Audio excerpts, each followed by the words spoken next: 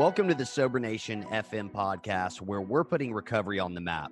I'm your host, Jonathan Sylvester. This show is brought to you by Sobriety Engine. Do you want to take your recovery to the next level? Do you want more support, community, and fellowship? Sobriety Engine is an incredible free online community of men and women supporting each other in their recovery. You can get a ton of great tips, resources, and guidance to help you succeed in recovery and in life. Visit sobrietyengine.com to join today. Sober Nation FM is also brought to you by Recover Health. If you're ready to get fit and start living a healthier lifestyle, all while supporting your sobriety, then you can learn more about having me as your own personal fitness and nutrition coach at rcvrhealth.com.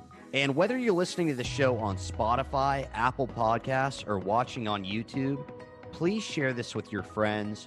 Follow, subscribe, and leave a review. Nation, let's hop right into today's episode. Today, I'll be speaking with author, speaker, and coach, Crystal Waltman. Thanks for coming on the show, Crystal. Hi, Jonathan. How are you today? Thanks for having me. Hey, yeah, thanks for coming on, and I'm doing great. And I want to jump right in here. I commented on your awesome background. That's like super professional. I love it. And I certainly want to ask you about your book, Quitting to Win.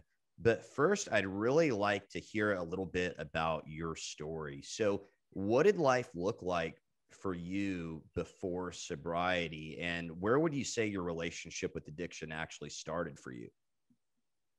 You know, I think it started at a very young age. It took a couple different, phases of it. Being in my addiction, I had my first blackout drunk when I was 14 years old, and I was playing on varsity. So I was 14, but I was up with the 18-year-olds and we were winning. And then we had a celebration, and I just had social anxiety built in around that, being with the older girls and then taking that first drink, Zoom, feeling that through your body, just took everything away. And I was a high achiever and, but couldn't wait to get out of my mind again, right? And the socialness and what turned out to be social anxiety. And, I was just self-medicating with it. Then I went on to college with the same kind of tendencies of playing hard, studying hard, winning, and blacking out. So that's what it looked like for my college days, just with a lot of blank spaces. And then forward to becoming an adult, Uber being like an enabler, right? So if I'm not breaking the law, does that allow you to drink more? Like, right. And I live in the city, so it was nothing to get a black car, from one of the restaurants or clubs that you're in, or, before Uber was around, there was still like a way around that if you, not breaking the law. And then fast forward to becoming a mother, I took some time off, like over 2 years or so, to have my daughter and then breastfeed. And then what does it look like when I came back from that? It was just a disaster. I mean, that's really where the disaster happened. I think it was because there was more responsibility at that time. So the unmanageability became more apparent. Okay. Right. When I was without responsibility of a child, it was just sleep it off. No big deal. There's nobody looking at you. It's not like your mirror looking back at you. Yeah. So having a child and being a drunk mom just, isn't a good look. I saw some of my friends lose their license and, not be able to drive their kids for a year. And wow. That was my surrender. So I went through a couple of years of trying to manage my drinking in the mommy wine culture, being with kids and drinking, and it just did not work for me. I was just filled with shame and guilt, drinking and driving, blank spaces. And that's really what the last phase of my addiction looked like, as far as my unmanageability went. And I had this life that I wanted so bad. And so why was I kept doing things that weren't serving me? Yeah. Mm-hmm. So what was the actual turning point for you? I mean, it sounds like there was this progression, which I think most of us know a little bit about, right? Where started out just having fun or just for social anxiety, right? And then it kind of progresses into, I think for a lot of us, like something we, more of an escape, more of something we actually need just to function. So what was the turning point? Like, where did you actually say like, okay, yeah, I need to make a change? Yeah, so I went out one night and I was like, I'm not going to drink and I had my daughter with me, I ended up, saying no thank you the first couple of times to the server, and then that third time you just say yes, and you're like yes again, and then drinking and driving. So that would really became my bottom, and I got us home safe, thank God. And I didn't kill anybody or hurt anybody, but it's only the ifs, right, or the not yet, right, because I was on that path of destruction. And so my surrender was that bad. If I couldn't be a mom, then really what was my purpose? That was my unmanageability of not being able to function, and being in bed and headaches, and me telling myself those lies that I'm more fun if I'm drinking because you'll play with the kids or get down on the floor. You seem more fun, like, because it takes the edge off of like the cartoons and just that, oh, I deserve a break. I got through the day. It's 3 o'clock. Right. Yeah. And then like you can't drive after that. You're handicapped. I was pretty much handicapped because my drinking had locked me into my house, if you will, because I knew I couldn't drive, and then I'm Ubering everywhere. It was just so that my manageability was drinking and driving and not being able to, be a parent and be present as a parent. Right. And so what were these first steps? I guess, what was the defining moment where it's like, I've got to do something? And what did those first steps into making a change actually look like? Did you go to treatment? Was it just like, did you do 12-step? What did that actually look like for you? So in my neighborhood, I knew everybody that drank because I would push a stroller around and, look for a happy hour person to drink with. And there was one lady on my street who I looked up to, and she lived by herself. She had been divorced 3 times. She was like an art gallery owner, very well put together person. And she was always very calm and just like had that secret, right? And I knew she didn't drink because every time she would give me an iced tea, right? And so I was outdoors in the front yard pushing my daughter in a swing, and she came over to check on me and say, where's your husband? Where's he traveling? He was gone a lot. And how are you guys? And I just said, how did you stop drinking? And why don't you drink? And she said, come with me on Sunday. Come to my house on Sunday at 5. And I'll tell you all about it. So I show up to her house. I think we're going out to dinner. When we get in the car, we start driving to this great part of town where all the restaurants are on the side of the mountain, and it's just beautiful. And then, past the restaurants into this big church, around the church to the back. And, we show up at the meeting space, right? Yeah. And she's like, okay, well, welcome to your first AA meeting. Wow. And when I was 20, I got pulled over. And when I was in college playing ball, and they gave me an underage consumption, a slap on the wrist, a fine, and 5 classes, meetings that I had to go to. So that planted the seed for me back then. I was like, my drinking's a little bit different. Okay, not everybody blacks out. I might be genetically disposed. So I learned about it at that time, even though I wasn't ready to stop. So here I am as an adult 20 years later, showing up to this meeting, and I'm still full of shame and guilt, right? I'm like, what are we doing? Right. I just had a terrible week, and people were hugging her. Everybody greeted her. They're hugging me. They're saying, we're welcome. We're so happy you're here. This was like about 100 people. Okay. Wow. So that was the size of the speaker meeting on this particular Sunday night. Yeah, that's awesome. And I sat down and listened to this speaker, and I was just, they say, don't, you'll eventually hear your story. I heard my story on the first night. That's awesome. And I was like, if he can do it, having some celebrity behind him and releasing the shame and guilt, so can I. And then so I just asked her on the way home, how do I get a sponsor? How do I start? I need help. And I stayed really close to the rooms for the first year, socially canceled everything, found women's meetings, took my daughter to women's meetings with childcare. So those were my home groups. And it was like every day. First I went 90 meetings in 90 days, like she told me to. I basically just did whatever she told me to. I was so desperate and like, I cannot handle this pain inside of my head anymore. I just can't keep doing the same thing over and over again. I was stuck in the jail, between my ears. Wow. Wow. I don't want to read into this too much, but one thing that strikes a chord with me and my story, when you were just mentioning speaking to this woman, it sounds really similar to the guy that ended up becoming my first sponsor. And the way that I met him was I wasn't looking for a drink. I was like, I'll just ask him if he knows where to get any weed. And he said no. He was super cool about it. But there was something that kind of attracted me to this guy. And I think that, that whole deal in 12-step programs about, focusing on attraction rather than promotion is really important. I want to ask, like, what was it in this guy's story that you kind of picked up on, do you think, where you said, like, wow, that's me?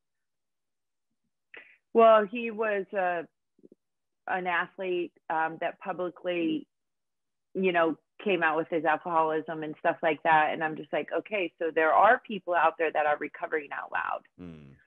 So I can release, I don't have to hold the shame, but I stuck with the anonymity for the first couple years, sure.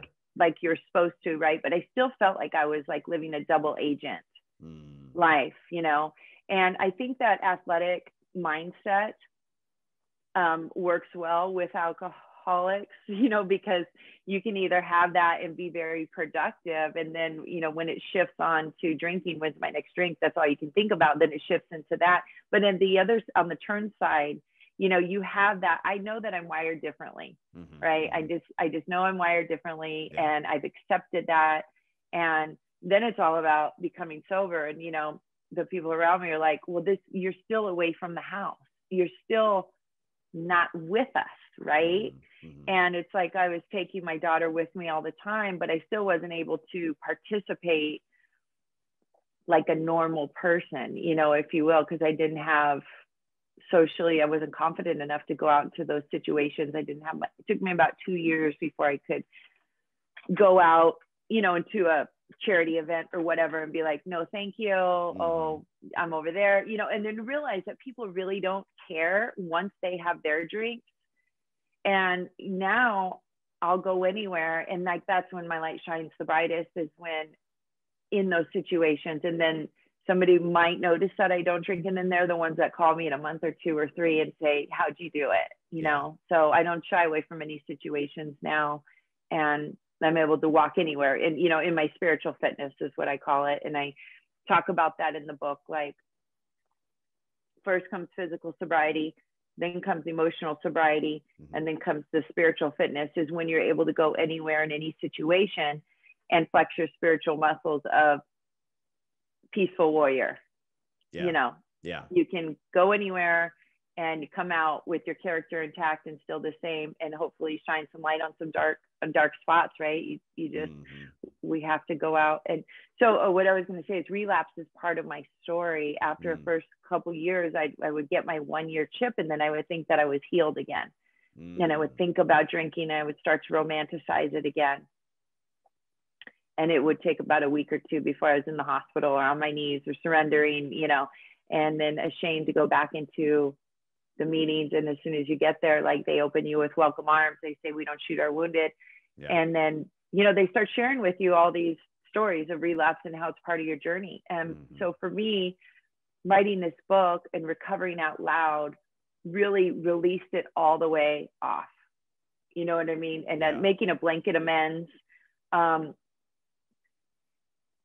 So that's why I wrote the book, was to just share my story and share my experience, strength, and hope. And, so you're sober. So what? Now what? What are you going to do with that gift today? And how do you rewire your brain? How do you, change what fires together, wires together? How do you do that neuroplasty thing? And I do believe that the way that our brains are wired can, you can make a lot of good. And you've been given this gift of sobriety. So now what are you going to do with it?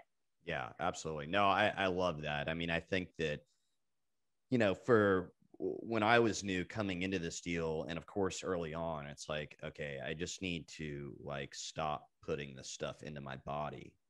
But then after that, it's like, all right, well, for me, I guess I just started to see, like, if I don't build a life that's good enough to stick around in this deal, I'm not really going to be motivated, to stay sober, because otherwise, why, for me, why get sober if sober life isn't going to be any better, Right. And I think after a period of time, like I kind of started to see like, again, getting sober is not easy. It's super important, but at a certain point for me, it was like, this is kind of the bare minimum in my life. Like I feel like I need to be pushing it a little bit more here. So yeah, your book, Quitting to Win. Now, is this just kind of like a memoir, or how would you describe this? Part self-help, part memoir. And it's, I share my experience, strength, and hope through it. And then I also share, how I apply it and close the gap between dreaming and doing. Like after you start to get your legs back, what do you do with that? So yeah, that's awesome. That's awesome. Now, I do want to ask, because I really like hearing this from guests that we have on the show. What do you feel like the biggest thing that you struggled with early on in sobriety was? Identity, probably identity. And then, like I said, recovering out loud. Like when I was just sticking to the rooms and to my people, and I would see people out, we called it like a spotting in the wild. You'd see somebody at school or at the gym or a grocery store, and you kind of give them like and then your family's like, well, how do you know them? Or whatever.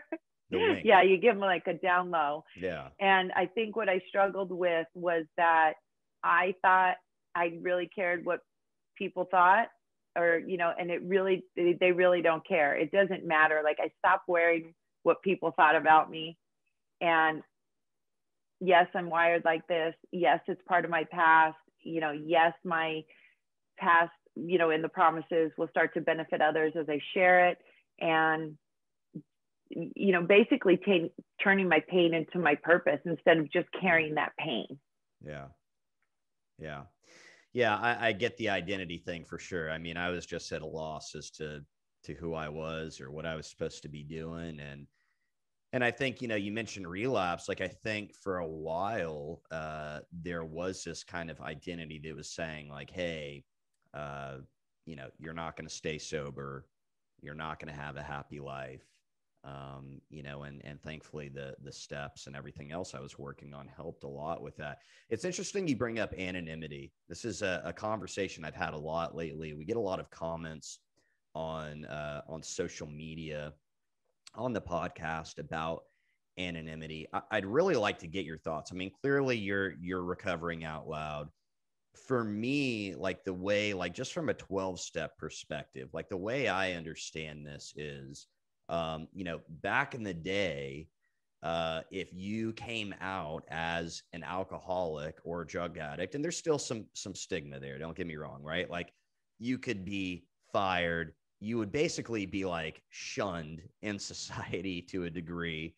And again, I think there's still a tiny bit of that, but now the way I see it is anonymity. And this is kind of the way it was broken down to me. It's not so much about like not telling someone that I'm in recovery. It's more about like when I go into a meeting or I'm in the room, so to speak, everyone's kind of on the same level, right? It doesn't matter if like the president comes into a meeting and then some super rich guy comes into a meeting and then a homeless guy comes. It's like everyone's on the same level here. It doesn't matter where you come from. Like, what are your thoughts on anonymity these days? I mean, I know where you are, but is everyone just kind of, can they just make their own decision with that? Or what do you think? Well, I like what you said about the rooms. What goes on in the room stays in the rooms, right? It's not my business to tell anybody else's story. Sure, I respect that to the fullest. Absolutely. That is, and, I always reassure people when I see them in the rooms, like, hey, I got you. It's not my story to tell, so don't worry. Mm-hmm. We're in this together.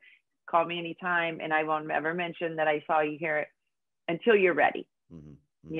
To out yourself at your own time. I would never out anybody. But for me, so keep everything in the room, stays in the room. But for me, recovering out loud is just really important because it's part of who I am. And you can't be ashamed of, and you can't be ashamed of any part of yourself, right? God made me perfect just the way I am, even, imperfect. And it's progress, not perfection.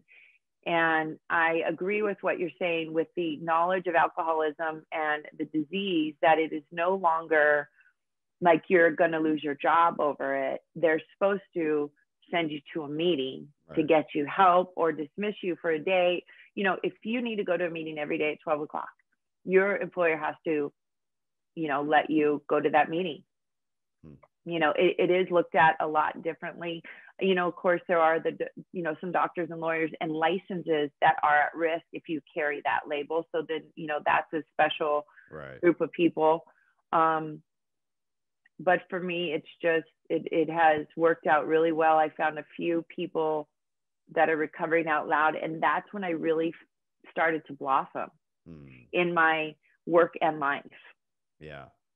Before I was still playing small, and it was, meeting Recovery is the New Black, or Brandon Mascara Boy, or Tony, reading all these other books of people and just creating that community of out loudness and I'm part of this foundation called the Sold Out Youth Foundation. I'm on the board. It's Roman Gabriel started it. And we go into high schools and get kids, mostly junior high, but we get kids to commit to abstinence for drugs and alcohol. And I just love that part of the program because it's prevention, right? So I've been dealing so many years with my friends, my addict friends, after they're already in it, right? And we're in recovery. But I really think that the message here is coming in and working with the youth of today and creating that, what's called the Sold Out Foundation. Like, it's cool to sell out and be part of this sober group. And why don't you be part of this sober group before you get addicted, right? Because this is a progressive disease. And I believe that the opposite of addiction is connection. So when you're feeling connected to your higher power and to your community and friends and family, like, that will keep you less addicted. Addicted is, for me, it's isolation. It's not connected, right? Yeah. And that's a good segue here into something I would ask you about. You've talked a little bit about finding your tribe. And I think you just touched on like why that is so important in part. You get connected with like-minded people, that are moving in the same direction in life. And I think that's great, right? Like having a team, essentially. One thing I wanted to ask you is just like, I think a lot of people struggle with that. Like, how do you go about that? how do you have any tips for that? Like, how does someone that is new to this deal, because look, like we are like lone wolves a lot of the time when we come into this thing, right? Yeah. So how do I go about finding some other people to connect with? How do I find my tribe? Well, I think how I started was through social media and through Instagram with hashtags. So like the recovery hashtag, or we do recover, or progress, not perfection. I started using those hashtags, and then you find people that are going by those same daily mantras. So for me, that's how I found my tribe, was through social media. Yeah. Go ahead. Yeah. So it worked for me in that very positive. And then I was able to identify and, get rid of the other influences that didn't serve me, right? If it makes you feel a certain kind of way, it's like, okay, it's time to clean up, right? So I totally cleaned up and like switched over to just being from like the mommy wine culture, social, socialite, charity events into healthy, but not just healthy of looking healthy, but spiritually healthy. So, spiritual health and spiritual fitness became my hashtags and recovery and recover out loud. So that's how I found it. And you just start connecting with people. I started connecting with people and seeing what they posted. And that's how I found my people. And then, just like us, we get online and it's like we're old souls together, like we just have so much in common, and no matter what, we can do this together. Yeah. I love that. Yeah. I was just going to say, I think I've heard that a lot here on the show. And I talk to a lot of people that are using, unfortunately, like social media, there's just so much negative that can come along with it. Right. But it's a tool that can be used for good, and it's used to connect with other people. And I think that's a great point, like being able to connect with people, you know, in terms of your recovery through social media. Like that's an awesome, that's something that's awesome to consider. And I think that's great that you were able to do that. Now, you've also mentioned that there are 5 things that you do for your daily mental health. So can you share those with us? Yeah. And these 5 things I do daily for my mental health, no matter what. And it has to come first, because if I don't have that, I don't have my day, right? Then I'm just still miserable. But water's the most important, right? You want to make sure that you're not subbing out and putting, you know, Red Bull or coffee or something. Like water is so important, because if you are not hydrated, you will have the aches and pains. You still won't feel good. And, you know, like over 50% of people are walking around dehydrated. Like hydration is so key. And you can reverse like the aging and all the damage that you did from addiction if you just keep the water going and, you know, keep yourself hydrated. So it's water. You should see my obnoxious gallon jug I have over here on my desk. Yeah, it is so important that we need water no matter what. Number 2 is sleep. I protect my sleep and have a great sleep hygiene. You know, make sure the phone's off, make sure the house, you know, shuts down the house. Like no matter what, I have to sleep. And I protect my sleep. You know, I will leave places early. I will not schedule appointments until a certain time. You know what I mean? Like I used to run wild of, sure, I'll be there early or I'll stay late. And that, like, to me, sleep is so important. And because I had like ethanol running through my veins, vodka for so long, that your body never really gets into that REM sleep, right? And so you're depleting. Even though you're sleeping, you're still like in a state of depletion. So how do you get into that building blocks again to where you can get into that REM sleep and nourish your body? So water, sleep, and then nutrition. God-made food, simple. If it comes in a package, there's a better choice. You know, just eat real food. Like, why would I want to put bad stuff in my body? It just wouldn't. It doesn't nourish yourself. And then once again, you want to eat instead of feed. Like you want to make sure that you're eating, you know, enzyme-rich foods that will build up your body instead of break it down. Okay. So food's number 3. So it's pretty basic: water, sleep, food. Movement is so important. For me, I have low blood pressure.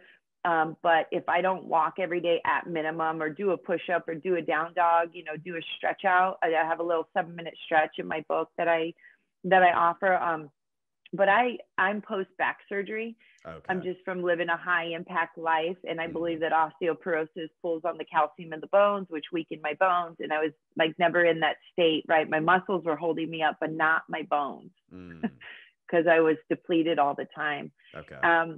So movement is so important. I like yoga, you know, because I keep my feet on the ground and it gets my heart rate going. So like I do a 7-minute stretch every day. I sit on the edge of my bed and just do my stretch before I even go, you know, because I got to get my heart going, drink the water, blood flowing. So, and then connect with your higher power and others. So I do everything in that order. It's water, sleep, eat, movement, and connection. Wow. I really like super that. Basic 5 things that you can just do, and you don't need any tools to do it. It doesn't really take a lot of thought. It really, for me, takes all of the indecision out of my head, because the average person will make like 2,000 food choices a day.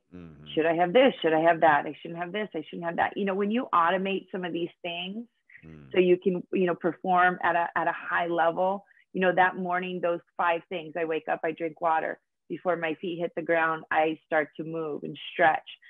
And then I, you know, look for my higher power, do my prayers, you know, and then I leave my room and I'm ready for the day. Yeah.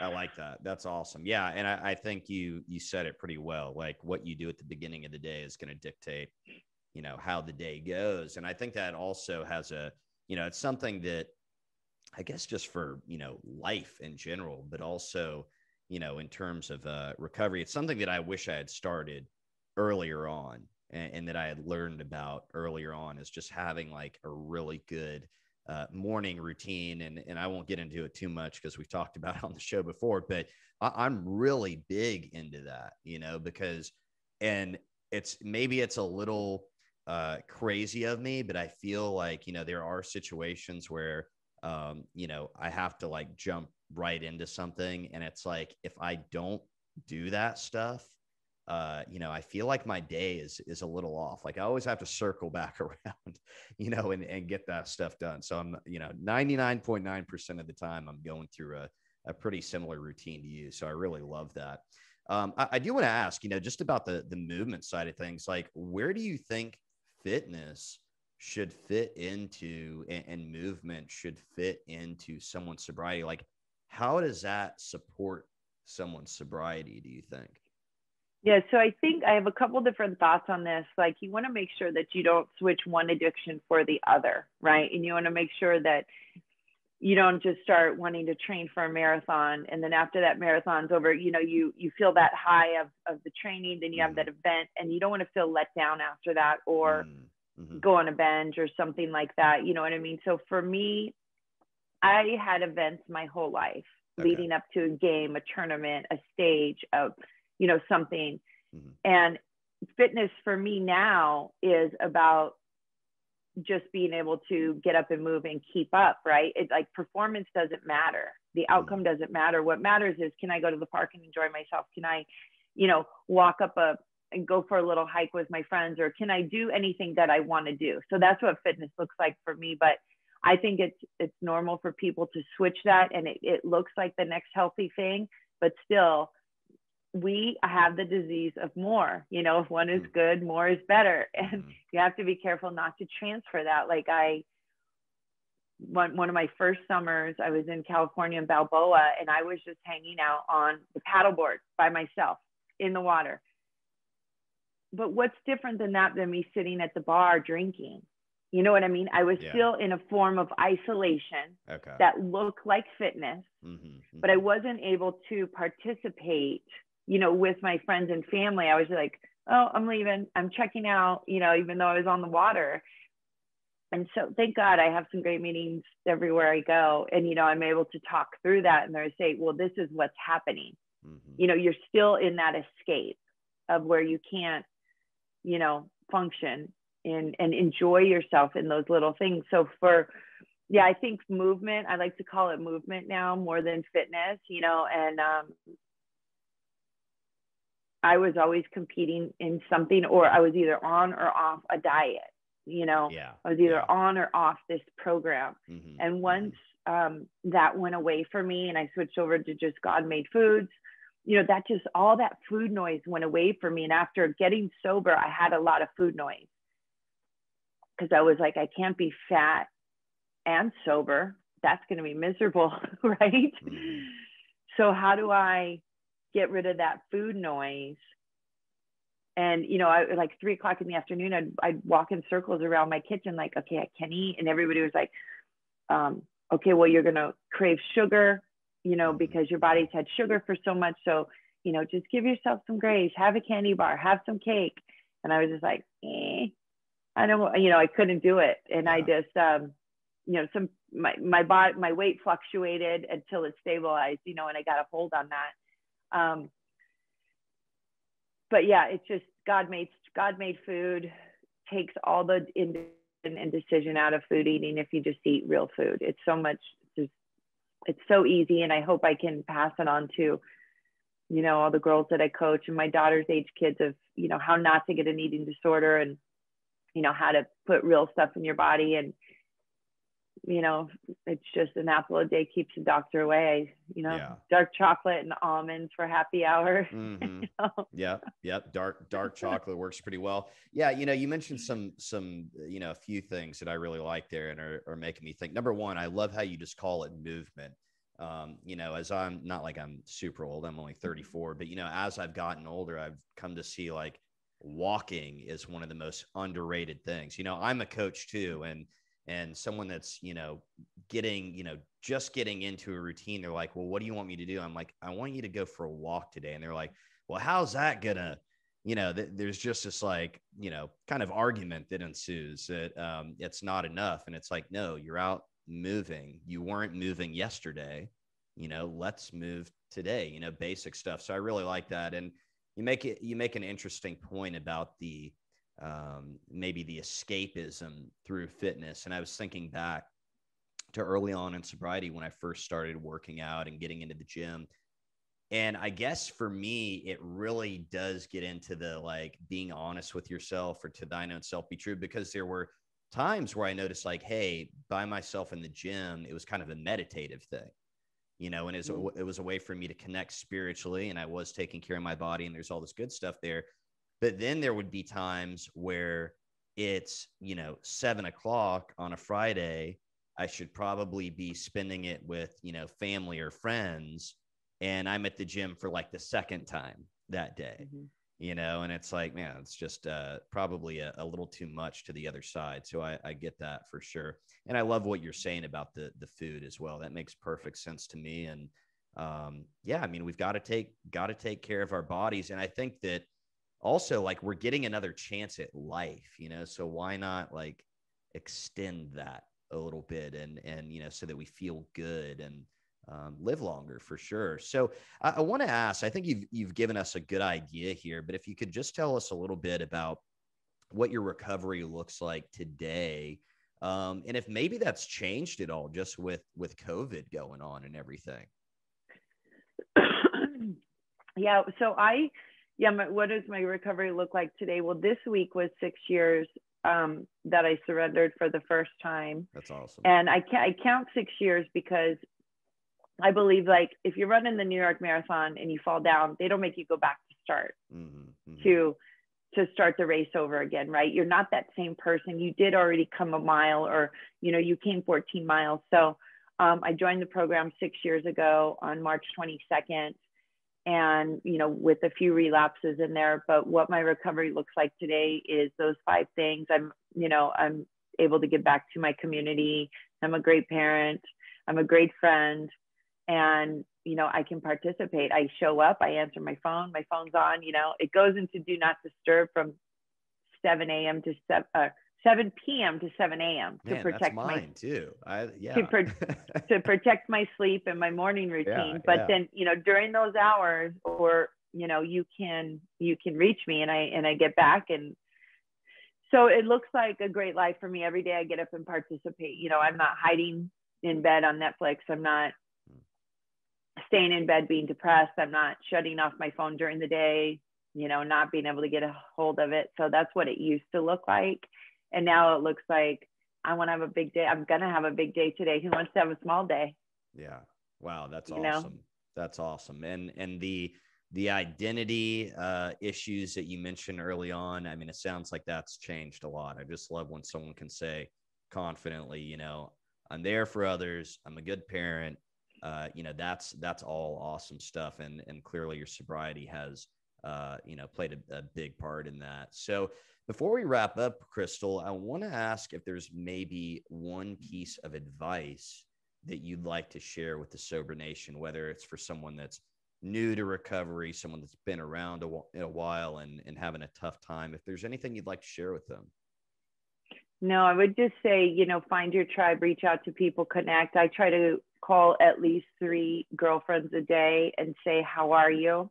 And to just get out of my head, right? If I get in my head, something starts spinning in my head for longer than 10 minutes, I'm just conditioned to pick up the phone and go through my top 3, and somebody always answers the phone, and they're able to, talk you out of it. So it's not that I don't get restless, irritable, and discontent and get the rids. I still do, but I just have that halt.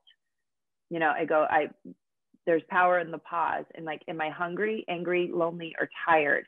In the halt. And generally it's one of those 4 things. So I can just rectify it quickly, drink some water, take a nap, get some good food, connect with a friend, take my shoes off, put my feet in the grass, and just reset. So I'm still wired the same way, but I don't have any residual damage, right? Because I can catch myself. So if you're still feeling like that, just know sometimes it may not ever go away, but now you have the tools, and, you have all this stuff in your bank account by all these meetings and people that you built up, that you're able to catch yourself without, going down the slope. Yeah, I love that. And, the halt thing is something that I thought early on was a little cheesy, but the longer I've been around, the more it's true, and I'm like, well, yeah, little hungry right now, probably need something to eat. So that's really solid advice. I love that. So you can learn more about Crystal and find her book, Quitting to Win, at crystalwaltman.com. Thanks again for coming on the show, Crystal. Thanks, Jonathan. Be sure to check out the show notes for all the info from today's episode. Sober Nation FM is brought to you by Sobriety Engine. Sobriety Engine is a free online community of men and women supporting each other in their recovery. Visit sobrietyengine.com to join today. This show is also brought to you by Recover Health. If you're ready to get fit and start living a healthier lifestyle while supporting your sobriety, you can learn more about having me as your own personal fitness and nutrition coach at rcvrhealth.com. And again, whether you're listening to the show on Spotify, Apple Podcasts, or watching on YouTube, please share this with your friends, follow, subscribe, and leave us a review. Nation, thanks for tuning in, and I'll see you next time.